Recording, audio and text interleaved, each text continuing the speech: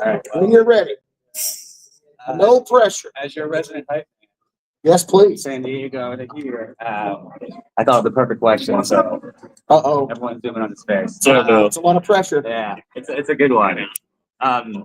My opinion, no one does villain dialogues like you, and villain diatribes like you. Okay. So, what was it like to step in to do that with Megatron, Transformers 25? Is that opening that book with that? Second.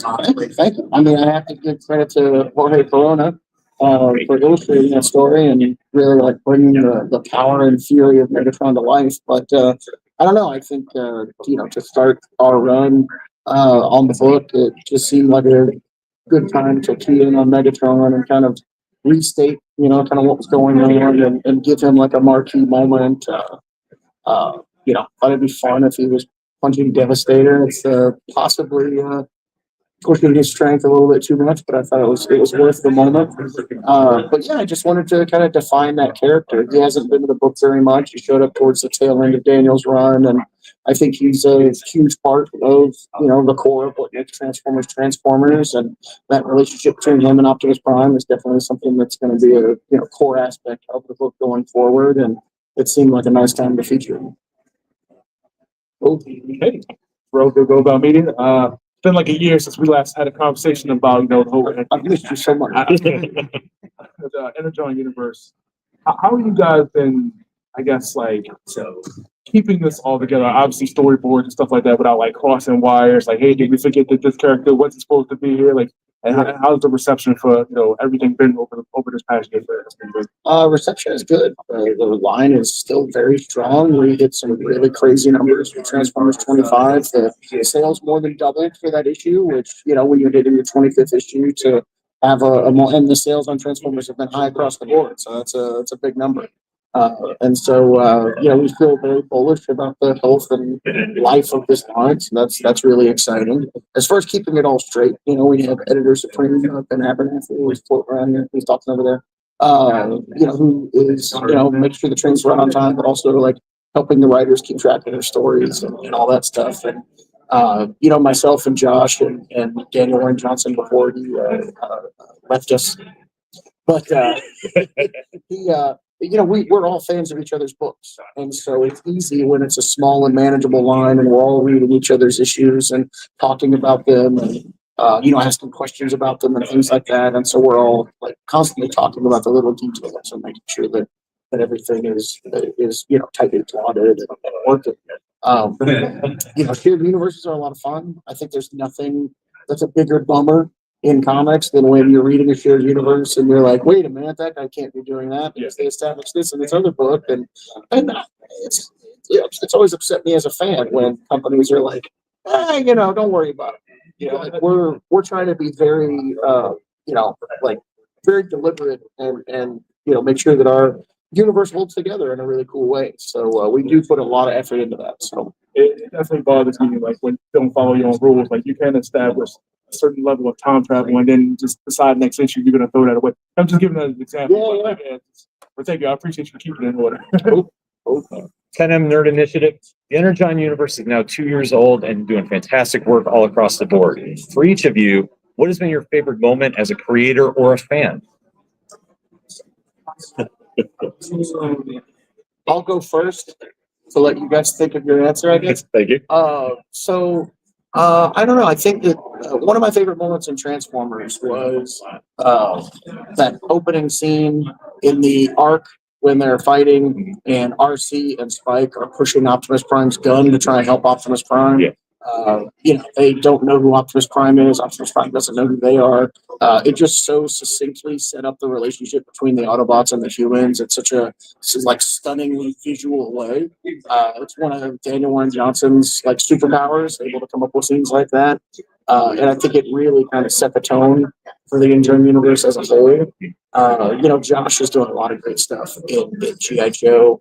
I think that his major contribution to the Energon universe was using Energon to power the blue lasers from Cobra's guns and kind of bringing that in from the cartoon for the first time in like G.I. Joe comic book history. So I think that stuff was just great. There's been some great moments with Destro that he's done that I just love that character. So yeah, I'm just gonna say every issue of Void Rivals. All right. No, well, yeah, I mean, as a fan, just the start of the book, just having Daniel doing that for first arc, like, just immediately hooks you up into the series, and then getting to work with him. I think there were two moments that I was like, oh my god, which was when we brought back Jetfire, and then he's trapped in his, like, vehicle mode, and basically is like, I cannot see the stars, and like that whole moment just destroyed me emotionally. And then later on, I mean, obviously there was a lot of like cathartic moments at the end of the run, but the My Boy moment where like Optimus is with Sparky, and that was another one that I was like reading the script, and I was like, I better nail this, because this has such weight to it that it was really important for me to make sure that everyone else would read it the way it was meant to. So I think that was the best part about working behind the scenes, and then getting to work on our patent kind of Megatron moment. Where it was just like, how can we make this guy as imposing as he can be. So again, it's just fun. It's also robots punching each other constantly. So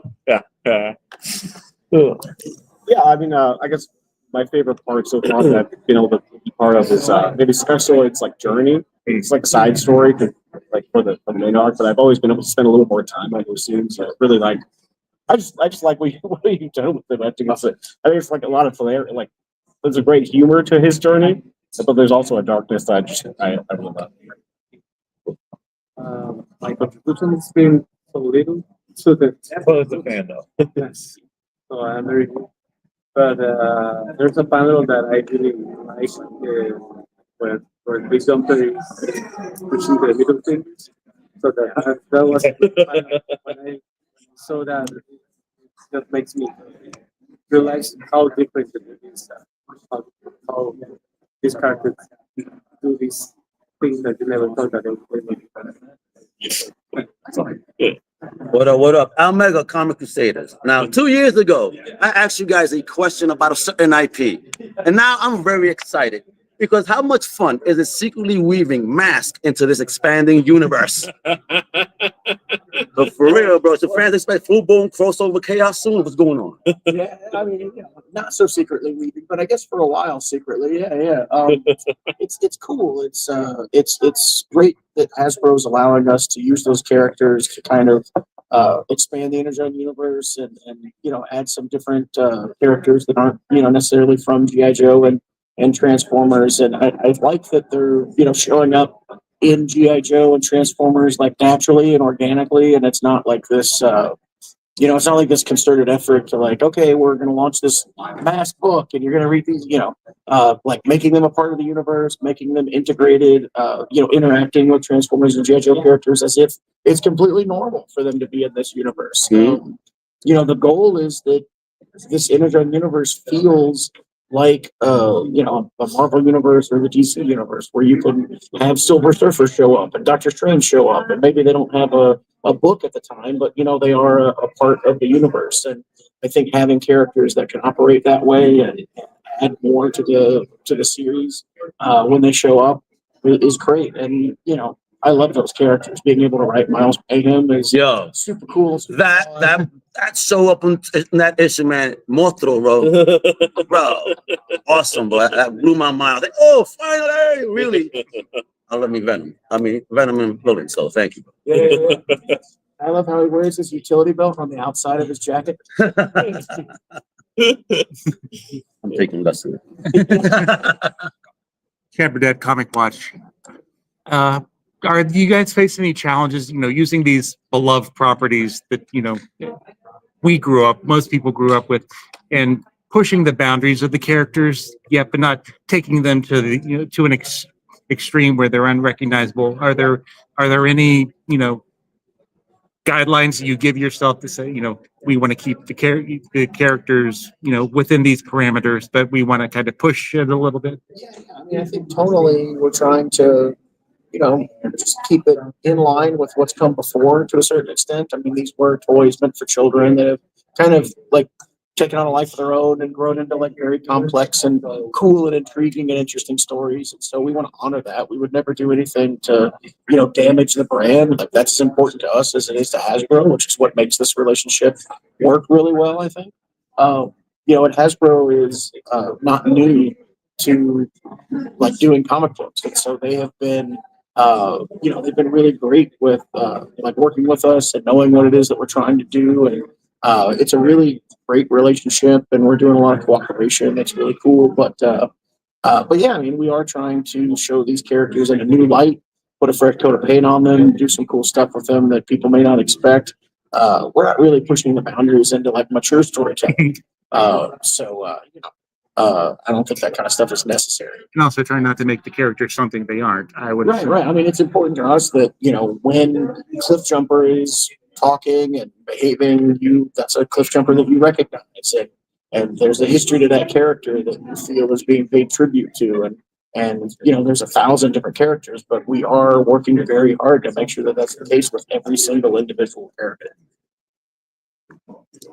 It's funny you say that. You mentioned a comment about robots like punching each other, but you guys have put in the painstaking effort to essentially put the skin over the robots and make them feel like real people, real characters. And like I said, nothing in real life really affects me emotionally that much, but when I'm reading fiction, I'm invested into these characters. So I'm waiting for the next issue to hit the shelf. I want to know like what's going on. This is television appointment comic book.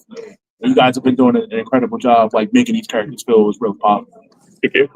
Can I ask Dan the question real quick? Sure. Dan, your art always hits like a Michael Bay moment, but with storytelling soul. So how do you keep that balance with illustrating epic robotic warfare? I don't know. I don't see myself like trying to. I just try to finish the page.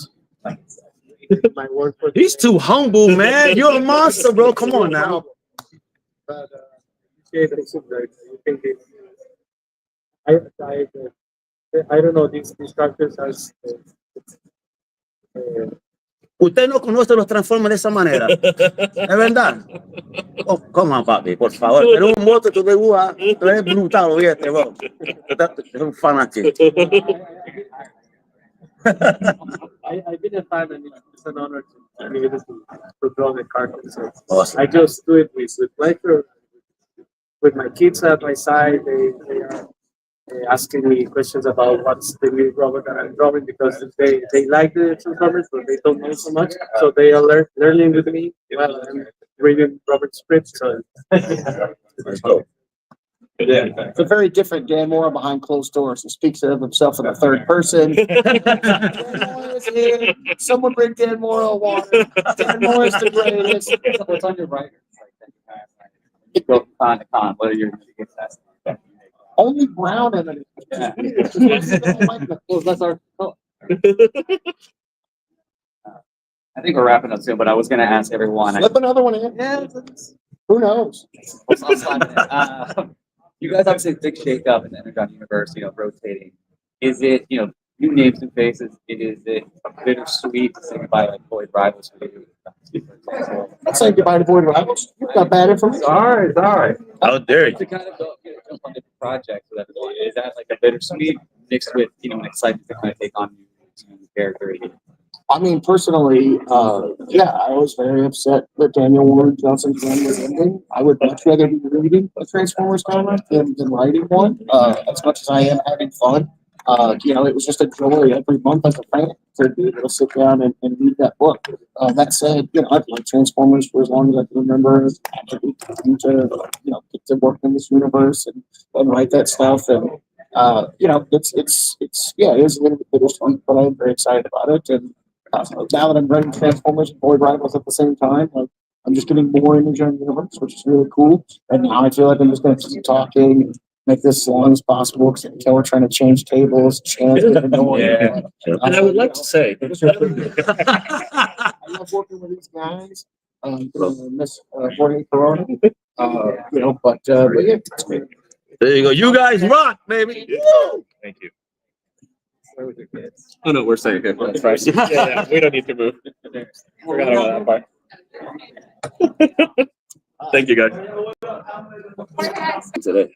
You're gonna force me. I know. I got no choice. Josh isn't here. We got a lot to say. Very articulate, a lot of ideas. My drinks are in the way too. He wants to start the change. Let's start it over here again, like we did, Brown. And you used to, Shepherd that comic class, you used to be with DC as a. Correct. I was an executive editor. Over Batman. Yeah. So is there any differences, managing robots and stuff like that than there are superheroes? Yeah. Yes and no. I mean, they're franchises. So, overseeing the Batman franchise versus, the Transformers franchise, there's a lot of similarities, but also obviously, there's a number of differences on that front. And at the end of the day, too, working in comic books, got deadlines every week to get books out, whether it's Gotham City or Cybertron, but, there's kind of different muscles for each in that sense. Transformers is a team book versus Batman, which tends to just be a solo book. Kind of Nerd Initiative. Going into the Dreadnought War, I know we're just starting into it. And Tom, congratulations on Skybound exclusive contract. Thanks a lot. We're expecting a lot of things going on. Is there anything you can tease about it just now, without going into too much detail? Is this the first time Duke and Cobra Commander teamed up, stuff like that?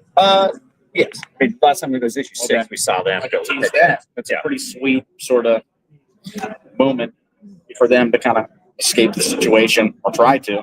And I'm trying my best to make it insane. So plenty of chase scenes and jumping off cars and explosions. And it should be very action-packed. Well, that's something that's been a trademark of this series with you and Joshua. I mean, ever since your start at Duke, you've been the perfect artist for this series, and we can't wait. Our fan base is excited to see what you got coming. I'm excited for people to check it out. Well, we're double shipping it. Exactly. So excited to have you back. Twice the fun. Yeah, exactly. No, for me, I mean, the artwork draws me into the book and keeps me going. If I get a bad artist, I'm out halfway. Now, I guess with these books, there's so much on the page. So much. I mean, you can't do everything, but you've been able to keep up what's been the schedule trying to get these books done with having to add and do so much with the Transformers and G.I. Joe and all that through the comics. With the amount of stuff on these pages, you say there's a lot of stuff on the pages you've already seen. Yeah. There might be twice as much on the pages that are coming. And a little bit less time with the double shipping. So making it work. That's what I'll say. So we're making it work. So I'm grinding. That leads into that question, because Robert was just saying, with everything going on, keeping everything in line, how have you been able to keep their work in line? Hey, this is not supposed to be here. What's going on? The editing process of that. It's a lot of work, but it's also, we've planned this pretty far out. So we have probably the next 2 years planned that we were talking about last night. So Josh and Robert, Sean Mackwitz, our publisher, and we're planners. And so we know where everything's going up until probably roughly the summer of 2027. And then it is sort of that balancing act, because, one of the interesting things, our 3 core titles are all team books with pretty huge casts. And so, while they all have their own sort of identities, one of the things on the editorial side, and, Robert, and it's boss role at Skybound and publisher and stuff. So just making sure that there is that connective tissue, and that do the best we can, everything kind of reflects and makes sense. But doesn't require that you have to buy all 3 to understand what, you don't have to read Void Rivals 24 to understand, Transformers 26 or anything along those lines. Are all individual experiences, but it's just juggling. You would prefer to buy every issue, but you don't have to. And again, we plan far ahead, and as an editor, we have the best talent in the business, I think. And we talk all the time, and everyone hits their deadlines. It's great, it's an editor's dream. Excellent. And you don't think you have the best. You are the best team in the business, all right? So Omega Comic Crusaders in the house, all right? So, Tom, let me start with you. G.I. Joe, number 14 through 19 have been huge, right? With Roe Pig's first appearance, Robot's debut, and Matt Tracker's return alongside Miles Mayhem. What is it like visually expanding the Joe roster? Super cool. I got all the toys in the toy box I get to play with and just figure out the different. He actually has the toys? I don't have the toys, the figurative toys, And it is always cool to get to kind of give your spin on a different character, multiple different characters, especially some like the masked characters that I don't really have a lot of experience with. I know, So it's not, you don't look like the age group. getting to delve more into that sort of stuff and figure out like my take on it is always super fun. It's a challenge every time, and I'm excited for you to pretty soon see what they look like, hopefully. Like Thinking about it too, but like I guess one of the sort of the fun things about GI Joe too in the background, this has been a passion project, Josh, from the get-go, is like the building of Night Force. You mentioned Roadblock, and so this sort of like covert ops GI Joe team that is being assembled, by Hawk, sort of in the background and stuff too. And it's just like there's a lot of pieces that are being moved down the board, but all like a very sort of methodical way. See the smiles, they loving this, they digging it. This is why we're passionate about it, because your passion definitely is on the page as well. So salute, fellas. It's very hard to follow Al, but I'm gonna try. That's the worst thing to have. A great question was asked there before. In the Energon universe, it's been going on for 2 years. It's like Al said, it's really one of the best teams in the business. Have there been any highlights for both of you guys along the way, even recent or along the way, like as far as that's sticking in your mind, like, man, that was a really cool moment, or something that you were able to work on and just really are extremely proud of? For me, a lot of moments coming up in this next arc that you're about to read. It's been a lot of fun. Detail that. I don't know. I'm kidding. Yeah. That's a wait and see type of deal. But I mean, I just enjoy going to work every day with people who I admire and I respect, whose work that I like. And I mean, Ben's me. Yeah. I think Ben's the best editor in the world. You held down Batman for 10 years. That's the best editor in the world stuff. So Contract to say that, but I appreciate it. It's so sincere. Question, yeah. question for Ben. You seem a little older. Do you have a history with GI Joe or Transformers or? I'm vintage, my friend. Okay. No, I just wanted to know. Yes. Keep going straight short. Like, I think it was like my 8th or 9th birthday. I got Thundercracker was my first, Transformer, and then I got both Snake Eyes and the Cobra Fang. Okay. And that was like the moment, and this was like the cartoons that started the debut, and it was just the moment in my childhood where I'm like, this is the coolest thing I've never seen in my life. And then it started like a lifetime of fandom. And sort of on the question you mentioned before, just to be included. So I've been, it's almost 2 years in January since I left DC and come here. This was like a dream come true.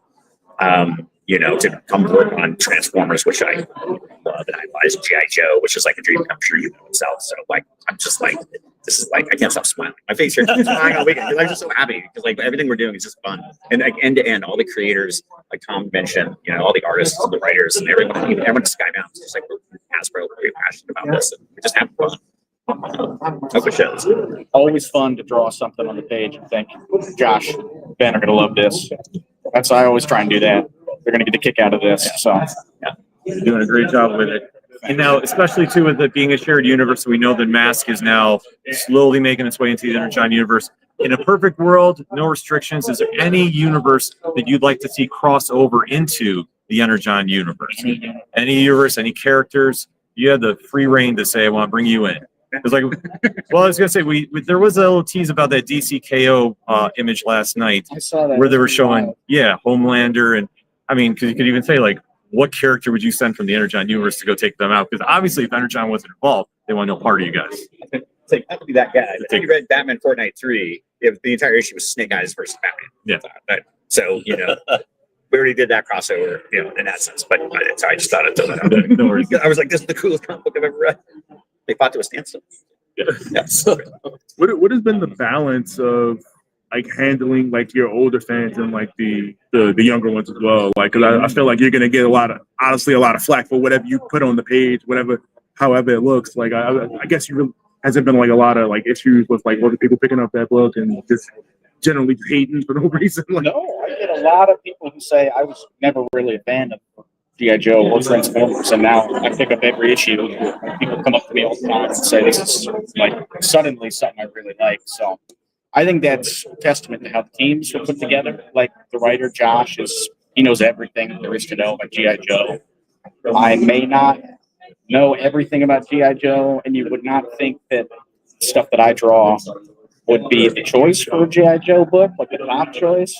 But that allows me to kind of put a fresh spin on it and like use like references and find things that I think are cool to put in, and maybe the other newer fans also think are cool, and then also pay respect to the old fans and do stuff they like, of course. All right, hold on one second. I don't think we actually answered. No. I'll put it in really quick. NFL Super Pro. Like, Oh my God. Super Pro. I don't know if it'll ever happen, but I was like, I would love that. Dunking the ball through You know? I don't know. Give it Well, to there me. was a rumor going around that Brady might have made a fun cameo in Doomsday Super Pro. Like that's the one. All right. All right. I'd do Conan the Barbarian. Oh, I'd Optimus Prime Barbarian fighting. love to see got a that. big, like mammoth tusk, and he's smashing people with it. That'd be sweet. Yeah, put the karma out there Keep it for a G.I. it. Joe. To see this. That's good. Well, yeah. Do before, yeah. All right. All right, Tom, when planning these milestones, like how do you decide which issue gets the big return moment, like Braun's comeback in numero 27? Well, that's more, again, the planning, that's the planning side. We're fairly methodical in planning where we want certain characters to appear, rather than having just a character appear every issue or anything along those lines. You know, it is like thinking long-term arcs or standalone issues, sort of how, we don't want to like step on other books in the same month. You know what I mean? So that. Yeah, my thing is that how do you decide on the character that's going to be returned? Oh, I see. We just talk about it. It would be really cool is if like Mirage comes back, or you know what I mean, or So any characters that haven't appeared yet that you would like to sneak in or introduce? Transformers. Well, I don't want to get in trouble with this one. This was yeah. No, I was going to say we talked about this last night, and now this will never happen. But I have Jetfire was my favorite character as a kid, and partly it's because I was a Robotech fan. Yeah, bro. And the original toy was the Macross shit, like into whatever happened between the companies to where then I think it was a Fire in the Sky. The sober Jetfire looks like he does now. He's cool, super cool, but like I love that OG look. Yeah, I had that toy. Yeah. I know what you're talking about. Yeah, I had to buy one on eBay to get a second one, so I could have one plain, one robot. Like We just big kids, leave us alone. Yeah, thank you guys. Really, You guys rock, baby, for real. appreciate it. Salute, man. Super Bowl drop in. That's amazing. That's amazing. I love